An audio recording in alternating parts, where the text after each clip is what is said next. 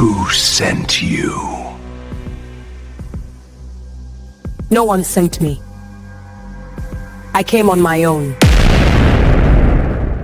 Richard Harmon had never lost anything in his life. Not a business deal, not a court case, not even an argument at the dinner table. He was worth $4.7 billion. He owned judges. He owned senators. He owned entire city blocks. And in exactly 48 hours, he would lose everything he had ever built. All because he put his hands on the wrong woman. But Richard didn't know that yet. Tonight, he was still a king. Tonight, he was still untouchable. Tonight, he still believed that a waitress was just a waitress, and that money could bury any mistake. He was wrong. The crystal chandeliers of the Harmon Foundation Gala cast fractured light across 400 of Manhattan's wealthiest faces. Champagne flowed like water. Laughter echoed off marble floors. And somewhere in that glittering crowd, a woman in a waitress uniform was about to change everything. Her name was Adaeze Okonkwo, but tonight, her name tag read Destiny. A small joke she allowed herself, because destiny was exactly what she was about to deliver. Ada moved through the crowd like smoke, invisible, forgettable, exactly as planned. Her silver tray balanced perfectly on her left palm, while her right hand adjusted the tiny camera hidden in her collar button. 3 months of preparation had led to this moment. 3 months of watching Richard Harmon smile for cameras while stealing from dying children. 3 months of building a case that would bring him to his knees. She had studied him, like a surgeon studies an X-ray. She knew his habits, his tells, the way his left eye twitched when he lied, the way he touched women's lower backs a little too long when he thought no one was watching. She knew about the 3 assault allegations that had disappeared like morning fog.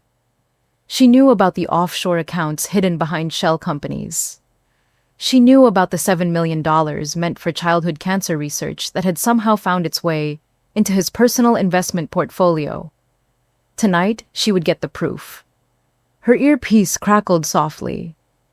Visual confirmed. Target is at the Northwest Bar. Wife just stepped away toward the restroom. You have approximately 4 minutes. Ada didn't respond. She didn't need to.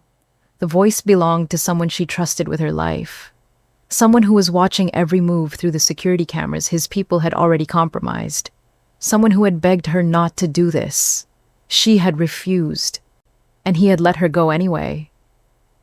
That was why she loved him. 3 blocks away, in a penthouse that overlooked the glittering chaos of Midtown Manhattan, Kang Siwoo stood at floor-to-ceiling windows that cost more than most people's houses. He held a glass of whiskey he hadn't touched in 20 minutes. His eyes were fixed on the tablet propped on his desk. Its screen split into 6 different camera angles from inside the Harmon Gala. His lieutenant, a man named Junho who had been with the Kang family since before Siwoo could walk, stood near the door. Watching, waiting, knowing better than to speak. Siwoo's jaw was tight enough to crack stone. Every instinct he had screamed at him to be there, to be close enough to intervene if something went wrong. But Ada had looked him in the eye that afternoon and said, "If you show up, you'll blow the entire operation. I need you to trust me." Trust. Such a simple word for such an impossible thing. He had killed men for less than what Richard Harmon had done to other women. He had dismantled empires for smaller offenses. But Ada wanted this done her way.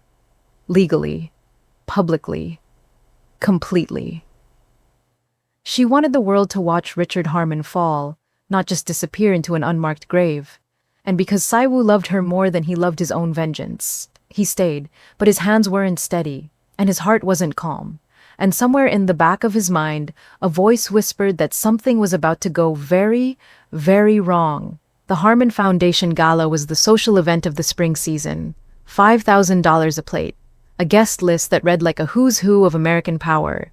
Politicians, CEOs, old money, new money.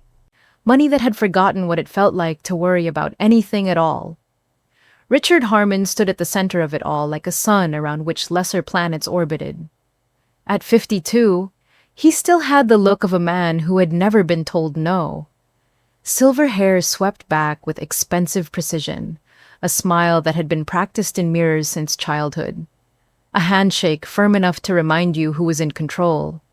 His wife, Caroline, had excused herself 5 minutes ago. Something about a headache. Richard didn't care. He had stopped caring about Caroline years ago, right around the time he realized she was too afraid to ever leave him. Now she was just another asset, another beautiful thing he owned. He signaled for another scotch. The waitress who approached was young, black, and forgettable. He didn't look at her face. He never looked at their faces. That was his first mistake. Ada approached Richard Harmon with her tray of crystal glasses, her pulse steady as a metronome. She had practiced this moment 100 times in her mind.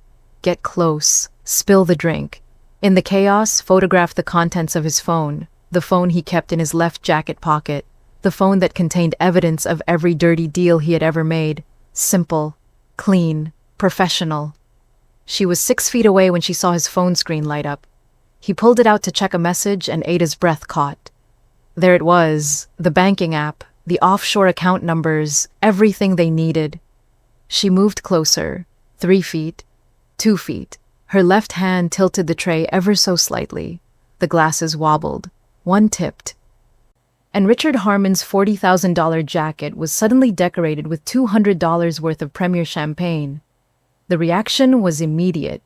Richard jerked backward, his face contorting with shock and fury. The phone clattered to the floor. Ada dropped to her knees instantly, reaching for napkins with one hand while her other hand found the phone. "I'm so sorry, sir. I'm so sorry. Let me help you. Get off me!" Richard's voice was loud enough to turn heads. He shoved Ada's shoulder hard. She kept her balance, kept her composure.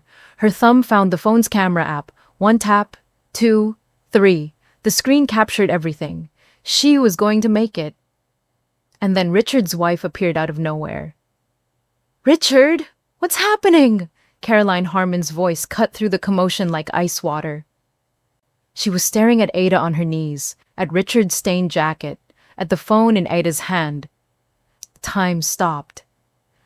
Ada looked up into Caroline's eyes and saw recognition dawn, not of Ada herself, but of the phone. Of what it meant that a waitress was holding her husband's phone instead of returning it immediately. "Richard," Caroline said slowly, "she has your phone." What happened next would be replayed on social media 4 million times within 24 hours. It would be analyzed by body language experts. It would be debated on cable news. It would end careers, destroy a marriage, and launch a movement. But in the moment, it happened in just under 8 seconds.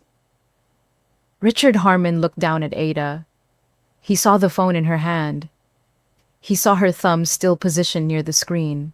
And something in his brain, something ugly, something old, something that had been passed down through generations of men who had never faced consequences, snapped. His hand shot out and grabbed Ada's wrist. Hard enough to leave bruises that would last for weeks. He yanked her upward, and Ada's careful composure finally cracked, not from fear, but from the sheer unexpected violence of it. "What the hell do you think you're doing?" His voice was low, dangerous, meant only for her ears. "Who sent you?" Ada met his eyes. And in that moment, she made a choice. She could de-escalate, apologize, play the role of the helpless waitress and escape with whatever photos she had managed to capture. Or she could tell him the truth. "No one sent me, Mr. Harmon." Her voice was steady, quiet, absolutely calm. "I came on my own, because someone had to." Richard's left eye twitched. That tell she had studied for months. He didn't understand what she meant, but he understood that this woman was not afraid of him, and that terrified him more than anything else could have. So he did what men like him always do when they are terrified. He attacked. The slur came first, an ugly word, An ancient word, a word designed to reduce a human being to something less than human. He spat it at her like venom, loud enough for the people nearby to hear, loud enough for the phone cameras that had started recording to capture. And then he hit her.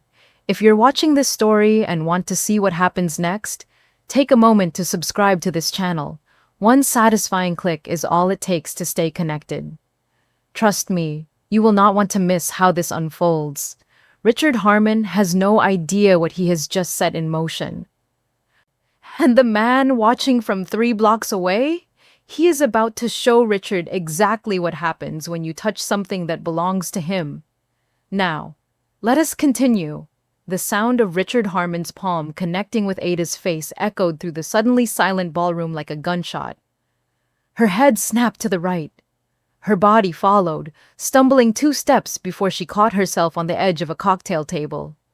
The champagne glasses wobbled but didn't fall. Neither did she. For 3 heartbeats, no one moved. 400 of Manhattan's elite stood frozen in their designer gowns and custom-tailored tuxedos. Champagne flutes suspended halfway to their lips. They had witnessed something impossible, something that simply did not happen at events like this. Not publicly, not where cameras could see.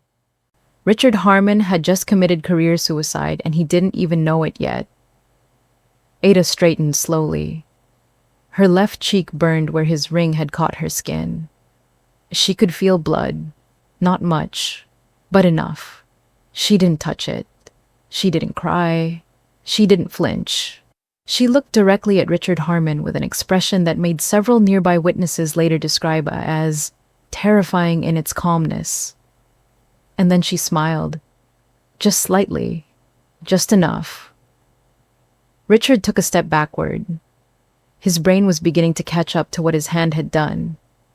He saw the phones raised around him. He saw the horrified expressions. He saw his wife standing frozen with her mouth open. She was, he stammered, gesturing vaguely at Ada. She was stealing. She had my phone. Security. 2 security guards pushed through the crowd, but they hesitated when they reached the scene. One of them, a young man named Marcus who had worked events like this for 3 years, looked at Ada's face, then at Richard's hand, then at the dozens of phones recording everything. "Sir," Marcus said carefully, "maybe we should move this to a private." "Get her out of here," Richard's voice cracked. The veneer of control was slipping. "She's a thief! She assaulted me!" Ada hadn't moved, hadn't run, hadn't done any of the things Richard expected a waitress to do when confronted by a billionaire's rage. She simply stood there, bleeding slightly, watching him unravel. "Mr. Harmon," her voice carried across the silent room. Clear, professional, almost gentle. "I'm not a thief, and I didn't assault you. But I think we both know that's not going to matter to the cameras." She nodded toward the crowd, toward the sea of glowing phone screens pointed in their direction. Richard's face went white. 3 blocks away, Kang Siwoo watched the screen go dark as someone jostled the hidden camera in Ada's collar. His whiskey glass shattered against the wall before he realized he had thrown it. "Get me everything," he said. His voice was quiet, controlled, more frightening than any scream could have been. Every camera angle from every phone in that room, every security feed, every traffic camera between here and that hotel. I want it all within the hour. Junho was already moving toward the door. And the man? Siwoo turned away from the window. His face was carved from stone, but his eyes were furnaces. "The man," he said slowly, "is going to learn what happens when you touch something that belongs to me. But not yet. Not until she tells me how she wants it done. And if she wants him left alone?" Siwoo's laugh was hollow, dark, completely without humor. "She won't. She just watched that man call her something no one should ever be called. She just felt him hit her in front of 400 witnesses. Ada doesn't forgive. She destroys." He paused, and something softened, just barely at the edges of his expression. "But she destroys with patience, with precision, with legal documents and public humiliation. That's what she'll want, and that's what she'll get." Junho nodded once, and disappeared through the door. Within seconds, Siwoo could hear him barking orders into his phone, mobilizing an army that most people didn't even know existed. The Kang organization had spent 3 generations building power in the shadows. Judges, politicians, law enforcement, journalists, every system that Americans trusted to deliver justice had been quietly, carefully, patiently compromised, not to destroy those systems, but to control them, to ensure that when it mattered most, justice would serve the right people.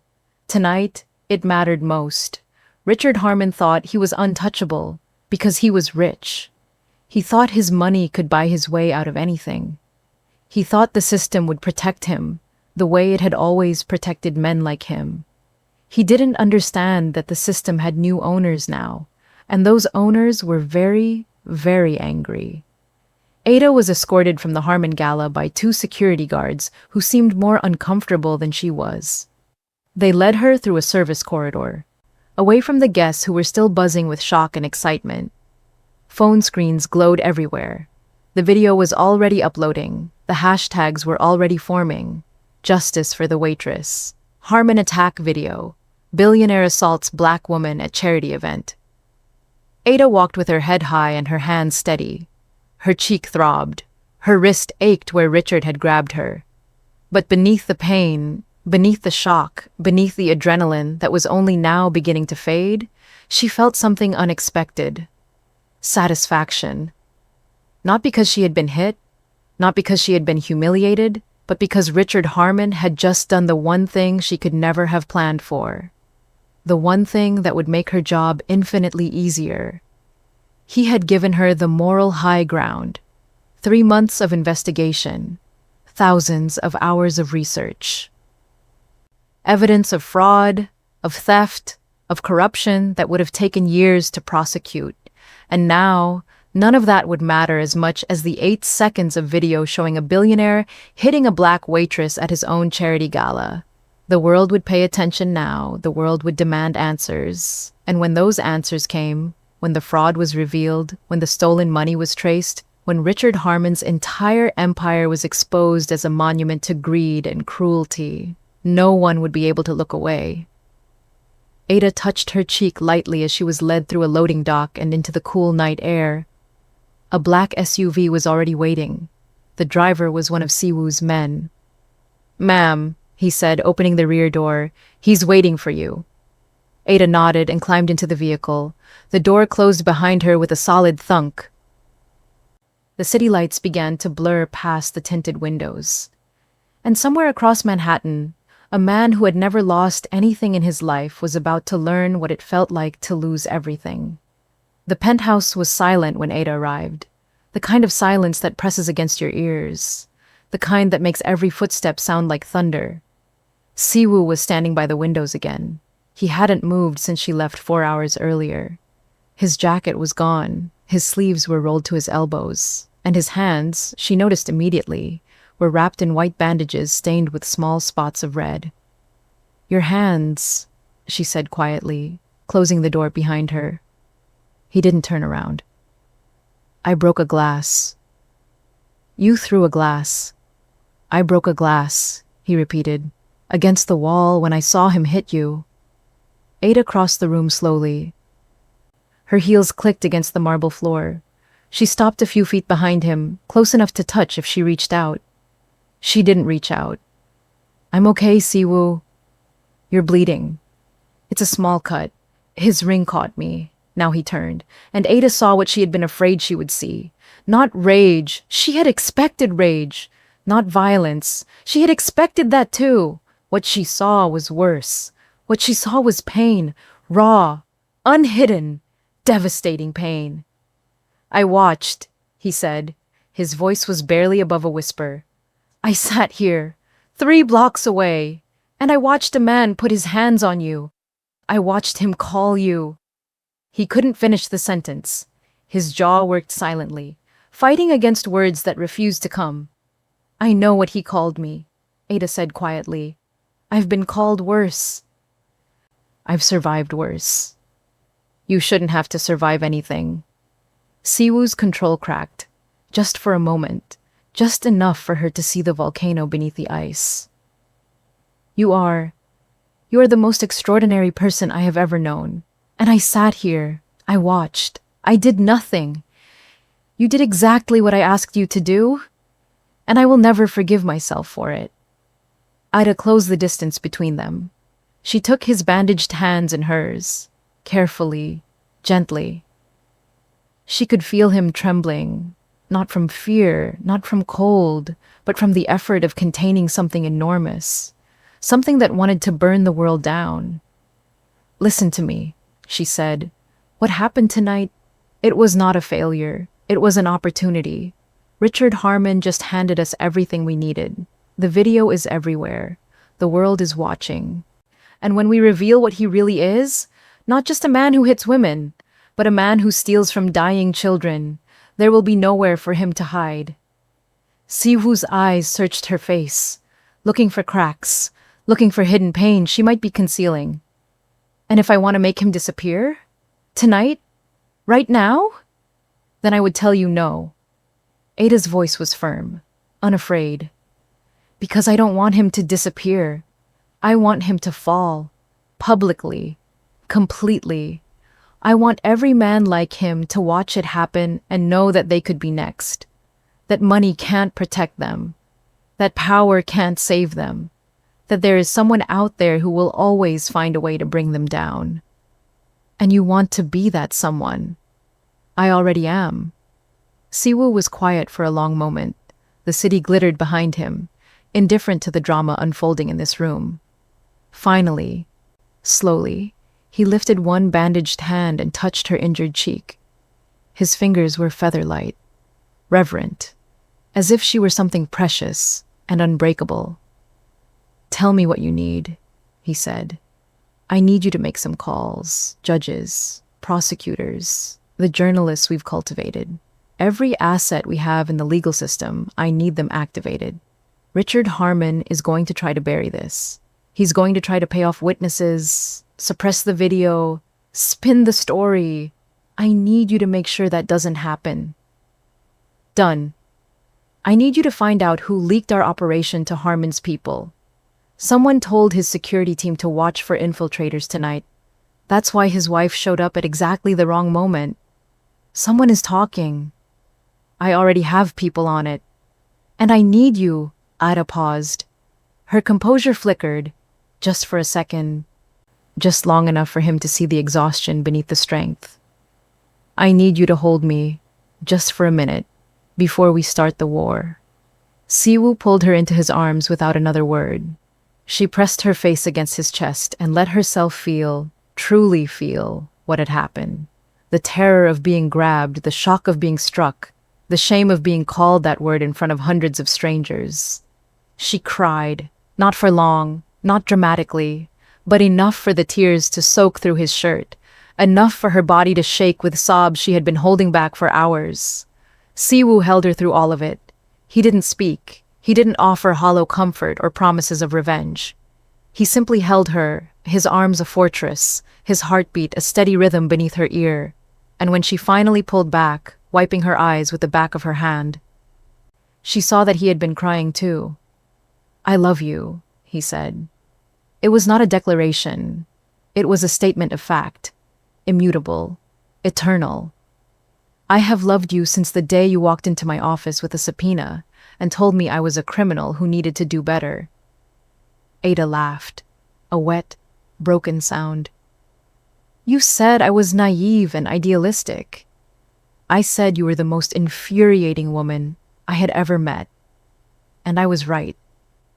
He cupped her face in his hands, careful to avoid the cut on her cheek. You are infuriating, and brilliant, and brave, and you do not need me to save you. But I am going to burn Reacher. But I'm going to burn Richard Harmon's world to ash, not because you need saving, but because he touched you, and no one touches you. Ada looked into his eyes, those dark, dangerous eyes that had terrified powerful men across 3 continents, and saw something that still surprised her, even after 2 years. Tenderness, absolute, unwavering tenderness. Together, she said. We do this together. Your way and my way, the shadow and the light. Together, he agreed. And then, because there was nothing left to say, he kissed her. Gently at first, mindful of her injured cheek. Then deeper, as if he could pour all of his fear and relief and love into that single point of contact. When they finally broke apart, Ida's eyes were clear again, focused. The warrior was back. Make the calls, she said. I need to shower and change. And then we plan. Siwoo nodded once and released her. As she walked toward the bedroom, he was already reaching for his phone. By the time the water started running, he had 3 judges, 2 federal prosecutors, and the editor of the New York Times on the line. The war had begun. Richard Harmon's PR team arrived at his townhouse at 11:43 that night.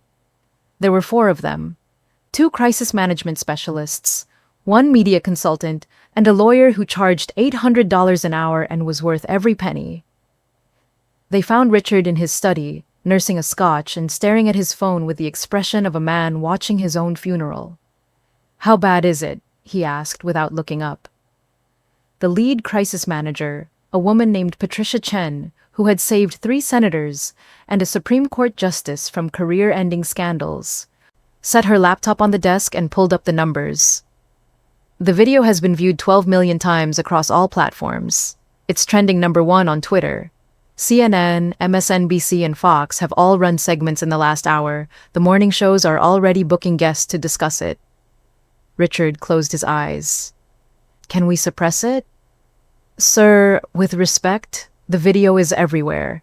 Every major news outlet has it. Thousands of people have downloaded copies. Suppression is not possible. Then spin it. She was stealing. She had my phone. I was defending myself. Patricia exchanged a glance with the lawyer.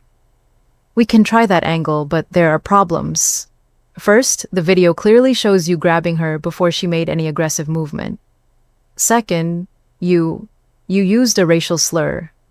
On camera, that's going to be the headline, no matter what else we say. Richard's hand tightened around his glass. I was provoked. She was in my space. She was... Sir. The lawyer stepped forward. His name was David Mercer, and he had been cleaning up Richard's messes for 15 years. I need you to stop talking. Right now, anything you say, even to us, can potentially be discovered. We need to approach this strategically. Strategically? Richard finally looked up, and his eyes were wild. David, I just assaulted a woman on camera in front of 400 witnesses. What strategy is going to fix that? David sat down across from his client and folded his hands. The same strategy that has worked before. We question her credibility. We investigate her background. We find something, anything, that makes her look less sympathetic. We float the story that she was a plant, sent by a competitor to sabotage you. We settle quietly and quickly before any criminal charges can be filed. And if she doesn't want to settle? Everyone wants to settle, Richard. Everyone has a price. Richard seemed to calm slightly. He had been through this before. Not exactly this, not quite this public, but similar situations. Women who made accusations. Women who threatened to go public. Women who ultimately took the money and signed the NDA and disappeared back into the anonymous masses where they belonged. This would be the same. It had to be. Find out who she is, Richard said. Find out everything about her. I want to know where she was born, where she went to school, every job she's ever had, every man she's ever dated. Find me something we can use. Patricia nodded and began typing on her laptop. Within minutes, she had accessed databases that weren't technically legal to access. Employment records, social media archives, background check services that catered to clients who could afford discretion. And then she stopped. Her fingers froze over the keyboard. Her face went pale. Sir, she said slowly, there's a problem. What kind of problem? The waitress. Her name isn't actually Destiny, like her name tag said. Her real name is Adaeze Okonkwo. She's 28 years old, Nigerian American, and she graduated from Columbia Law School 6 years ago. Top of her class. The room went very quiet. She's a lawyer? David's voice was sharp. Why would a lawyer be working as a waitress at your gala? That's not the only thing. Patricia turned the laptop screen toward Richard. According to these records, she worked for 3 years as an assistant district attorney in Manhattan. She prosecuted white-collar crime, financial fraud, corporate corruption. She left the DA's office 2 years ago, and since then, there's almost no record of her employment anywhere. Richard stared at the screen, at the professional headshot of a beautiful black woman in a conservative blazer, at the resume that read like a nightmare designed specifically for him. She was undercover, he whispered. She wasn't there to serve drinks. She was there to investigate you, David finished. His face had gone gray. Richard, who else knew about the offshore accounts? Who else knew about the charity discrepancies? No one, just the accountants and their... Richard stopped. His mouth opened and closed several times. Oh, God. What? What is it? 3 months ago, there was an audit request from a venture capital firm. They were considering a major investment, and they wanted to see our books. The complete books. I had my people send over everything because the deal was worth $200 million. Patricia pulled up more records. Her typing was frantic now. What was the name of the firm? Something Korean. Kang Ventures, I think. The typing stopped. Patricia looked up from her screen with an expression that Richard would later describe, in the quietest moments of his jail cell, as pure terror. Richard, she said, Kang Ventures is a front company. It's owned by a man named Kang Siwoo. He's the head of the largest criminal organization on the East Coast. He controls judges, he controls politicians, he controls... She swallowed hard. He controls everything. David Mercer stood up so fast, his chair fell backward. This was a setup. The entire thing was a setup. The investment inquiry, the audit, the waitress at your gala. Someone has been building a case against you for months, and you just gave them exactly what they needed. Richard's glass slipped from his fingers and shattered on the hardwood floor. Scotch spread across the wood like blood. Why? His voice was barely audible.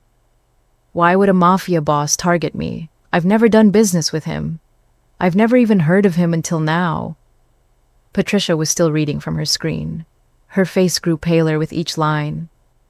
According to these records, Adaeze Okonkwo has been linked to Kang Siwoo for approximately 2 years. There are photographs of them together at several high-profile events. They appear to be romantically involved. The silence that followed was absolute. Richard Harmon had slapped a billionaire mafia boss's girlfriend in front of 400 witnesses. He had called her a racial slur. He had grabbed her hard enough to leave bruises. And now that mafia boss controlled every judge who could hear his case. Get out, Richard said suddenly. All of you. Get out. Sir, we need to... Get out. They fled. Patricia gathered her laptop. David grabbed his briefcase. Within 30 seconds, Richard Harmon was alone in his study, surrounded by broken glass and the dawning realization that his entire life was about to collapse.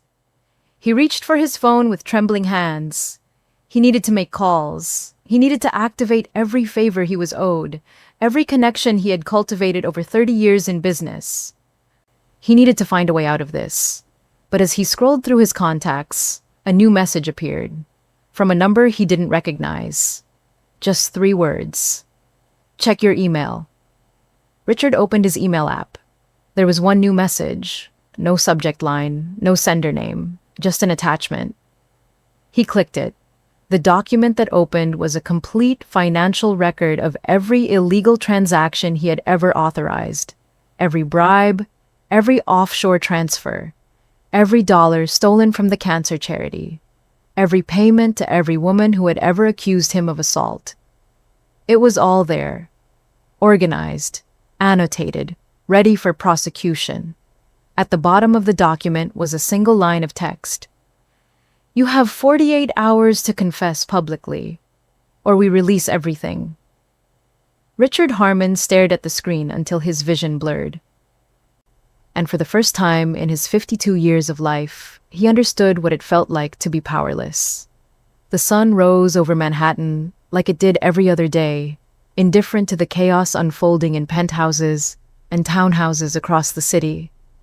But for the 12 million people who had watched the video before going to bed, this morning felt different, charged, expectant.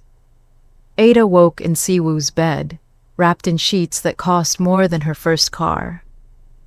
The space beside her was empty, but still warm. She could hear his voice from the next room, speaking rapid Korean into his phone. She lay still for a moment, taking inventory. Her cheek throbbed dully where Richard's ring had cut her. Her wrist ached where he had grabbed her. But beneath the physical pain, she felt something unexpected. Hope. For 3 years, she had watched men like Richard Harmon escape justice. She had prosecuted cases that should have been slam dunks, only to watch them fall apart when witnesses recanted and evidence disappeared and judges ruled in favor of defendants whose lawyers charged more per hour than most people earned in a week. She had left the DA's office because she couldn't stand it anymore. The futility, the corruption, the way the system protected the powerful and crushed everyone else. And then she had met Siwoo. She had hated him at first. He was everything she had spent her career fighting against. A criminal, a kingpin, a man who operated outside the law because he was powerful enough to do so. But the more she learned about him, the more complicated her feelings became. Yes, he was a criminal. Yes, he had done terrible things. But he had also built schools in neighborhoods the city had abandoned.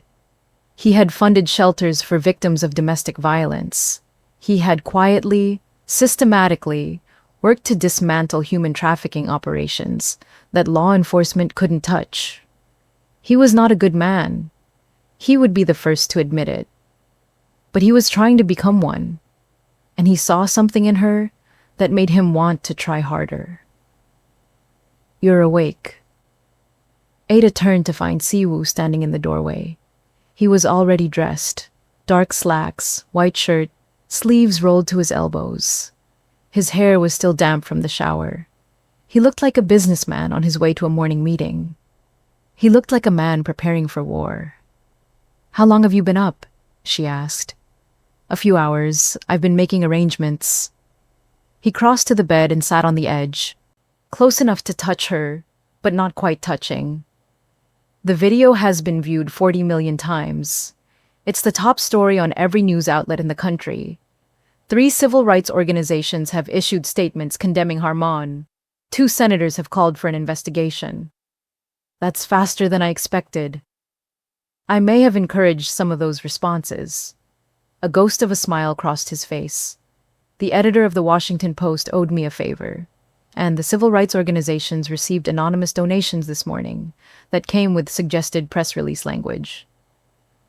Ada sat up, pulling the sheet around her. You've been busy. I've been motivated. His eyes found the cut on her cheek, and the smile disappeared. How are you feeling? Honestly. Honestly, I'm tired. I'm sore. And I'm angrier than I've ever been in my life. She met his gaze steadily. But I'm also ready. This is what we've been building toward for months. Richard Harmon thought he could steal from dying children and assault women without consequences. Today, he learns how wrong he was. Siwoo nodded slowly. I sent him a message last night. The complete financial records. Everything we compiled during the investigation. I gave him 48 hours to confess publicly. He won't do it. No, he won't. Men like him never confess. They fight until there's nothing left to fight for, and then they fight some more. Siwoo's jaw tightened. But the deadline isn't really for him. It's for us.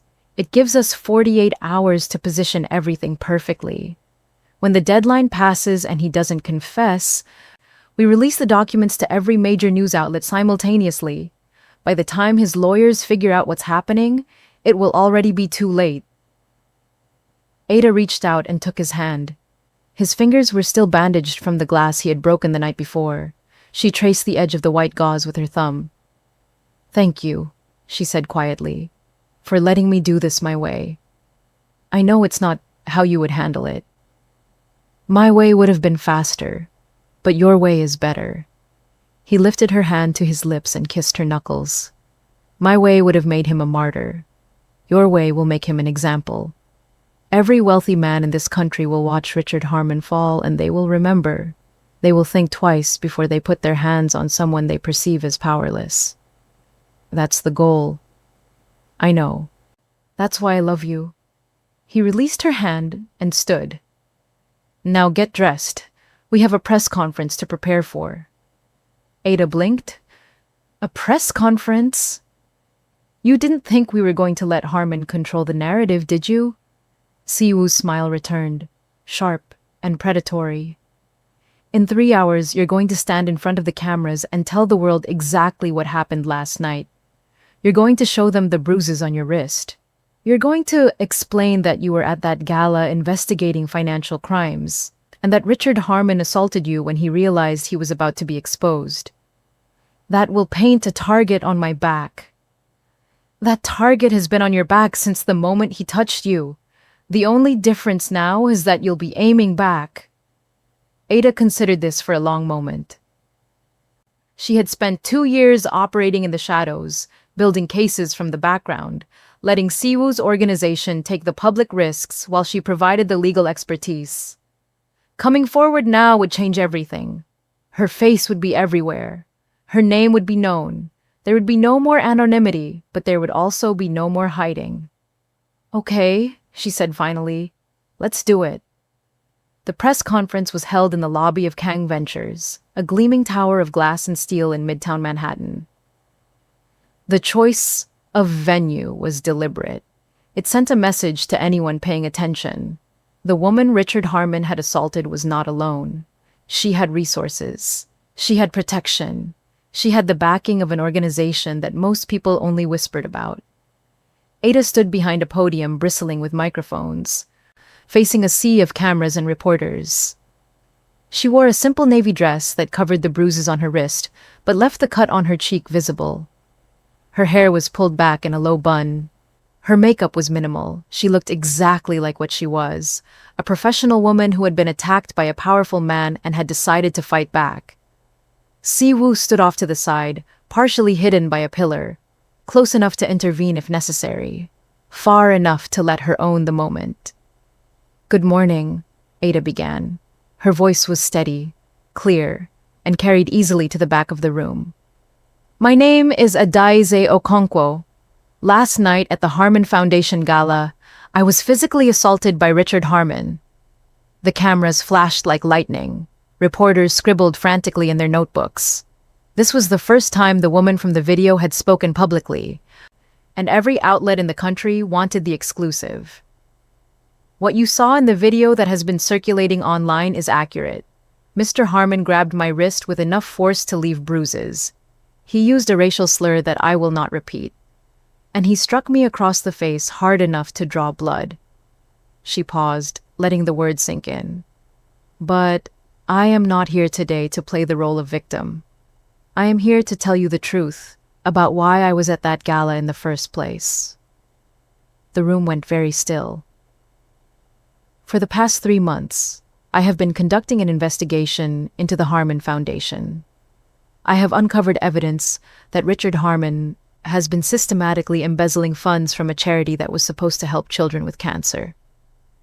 Millions of dollars that were donated to save lives have instead been funneled into offshore accounts controlled by Mr. Harmon personally." The explosion of shouted questions was immediate. Ada raised her hand for silence, and remarkably, got it. "I was working undercover at the gala last night to gather additional evidence. When Mr. Harmon realized his phone had been photographed, he attacked me. His assault was not random. It was an attempt to silence me, an attempt to protect himself from the exposure he knew was coming. She reached into a folder on the podium and pulled out a stack of documents. These are the financial records I have compiled over the course of my investigation. They document every fraudulent transaction, every bribe, every dollar stolen from dying children. I am releasing these documents to the press today, and I have already submitted copies to the FBI, the SEC, and the New York State Attorney General's office. More shouted questions, more flashing cameras. Ada let the chaos wash over her for a moment before continuing. I want to be clear about something. What happened to me last night happens to women every day. Powerful men assault women they perceive as powerless, and those men face no consequences because the system is designed to protect them. Today, I am choosing to be an exception. I am choosing to use every resource available to me to ensure that Richard Harmon faces justice, not just for what he did to me, but for what he has done to countless others. She looked directly into the nearest camera. Mr. Harmon, I know you're watching. I want you to know that this is only the beginning. Every secret you have tried to bury is about to be exposed. Every victim you have silenced is about to be heard. And every dollar you have stolen is going to be returned to the people it was meant to help. A pause. A breath. You thought you could hurt me because I looked like someone who couldn't fight back. You were wrong. Richard Harmon watched the press conference from his study, surrounded by lawyers who had stopped pretending they could fix this. The whiskey in his hand trembled so violently that some of it spilled onto his silk tie. She's lying, he said. His voice sounded hollow, even to his own ears. She's making this up. She was the one who... Richard, David Mercer's voice was tired, defeated. She just released financial documents to the FBI. If even half of what's in those documents is accurate, you're looking at federal charges, wire fraud, tax evasion, money laundering. We're not talking about an assault case anymore. We're talking about decades in prison. Then we fight. We have resources. We have connections. We have nothing. David met his client's eyes with something approaching pity. I made calls this morning. Every judge who could potentially hear your case has either recused themselves or is suddenly unavailable. Every prosecutor I've worked with over the years won't return my calls. It's like someone went through our entire network and just turned it off. Richard's face contorted. Kang, the mafia boss, he's doing this. If he is, there's no way to prove it. And even if we could prove it, who would we report it to? The judges he owns? The police commissioners he controls? David shook his head slowly. I've been doing this for 30 years, Richard. I've never seen anything like this. It's like the entire system has turned against you overnight. The television was still playing the press conference. Ada was taking questions now, fielding them with the poise and precision of a seasoned prosecutor. Because that's what she was. That's what she had always been. Richard had slapped a former assistant district attorney, a Columbia Law graduate, a woman who had spent years learning exactly how to destroy men like him, and he had done it on camera. There has to be something, he whispered. Some way out. Some deal we can make. David was quiet for a long moment. Then he stood and began gathering his briefcase. Where are you going? Richard demanded. Home. I'm going home, Richard. David wouldn't meet his eyes. I'll have someone from the firm contact you about transitioning your case to new counsel. Given the complexity of the situation, I think it's best if we part ways. You can't abandon me now after everything I've paid you. What you paid me was to keep you out of trouble. What you did last night is beyond trouble. It's beyond scandal. It's beyond anything money can fix. David paused at the door. For what it's worth, I'm sorry. But you made this bed, Richard. Now you have to lie in it. The door closed behind him with a soft click. Richard Harmon sat alone in his study, watching a woman he had dismissed as nobody systematically dismantle everything he had ever built. And somewhere in the back of his mind, a voice was screaming that this was only the beginning. The 48 hours passed like a fever dream. Ada spent most of it in interview rooms, with FBI agents, with state investigators, with journalists who wanted exclusive access to the woman who had brought down a billionaire. She answered every question honestly. She provided every document she had promised. She cooperated fully with every investigation. And with each passing hour, Richard Harmon's world crumbled a little more. His board of directors held an emergency meeting and voted unanimously to remove him as CEO. His wife filed for divorce and moved into her sister's apartment in Connecticut. His children, 3 adults who had enjoyed the benefits of his wealth their entire lives, released a joint statement expressing their disappointment and horror at their father's actions. The morning talk shows ran segments analyzing the video frame by frame. Body language experts explained how Richard's posture had shifted from annoyance to aggression. Former prosecutors speculated about potential charges. Survivors of his previous assaults, women who had been paid off and silenced years ago, began reaching out to journalists ready to tell their stories. By the end of the second day, Richard Harmon had gone from one of the most respected businessmen in America to a cautionary tale, a villain, a monster, and he still hadn't confessed. On the third day, Siwoo found Ada standing on the balcony of his penthouse, watching the sunrise paint the Manhattan skyline in shades of gold and pink. She was wrapped in one of his robes, her hair loose around her shoulders, a cup of coffee cooling in her hands. "You should be sleeping," he said, coming to stand beside her.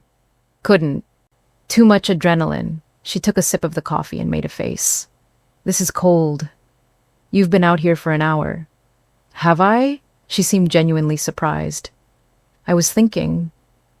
About what happens next." She turned to look at him, her expression thoughtful. "The criminal case is going to take months, maybe years. Even with all the evidence we've compiled, even with the video, the legal system moves slowly. Harmon has enough money to drag this out indefinitely. He won't have that money for long. The SEC is already freezing his assets. Some of them, not all. He's had decades to hide money in places nobody knows about." Ada shook her head. "I'm not worried about the outcome. I know he's going to prison eventually. What worries me is everything that happens between now and then. The appeals, the delays, the attempts to discredit me." Siwoo was quiet for a moment. Then he reached into his pocket and pulled out his phone. "What are you doing?" Ada asked. "Making a call." He scrolled through his contacts and found a name. "There's someone who might be able to help expedite things." "Who?" "An old friend. She works for the Department of Justice now. She owes me a favor." He pressed the call button and raised the phone to his ear. "And unlike Richard Harmon's connections, mine actually answer when I call." Ada watched him walk back inside, already speaking rapid Korean to whoever was on the other end. She turned back to the sunrise and felt something unfamiliar settle in her chest. Peace. Not complete peace. There was still too much work to do for that. But a kind of quiet satisfaction that she hadn't felt in years. She had done something impossible. She had taken on a billionaire with unlimited resources and unlimited connections, and she had won. Not alone, of course. Never alone. Siwoo's network had been essential. His resources, his contacts, his willingness to bend the rules in ways she couldn't. But the strategy had been hers. The courage had been hers. The decision to stand in front of those cameras and tell the truth had been entirely, completely hers.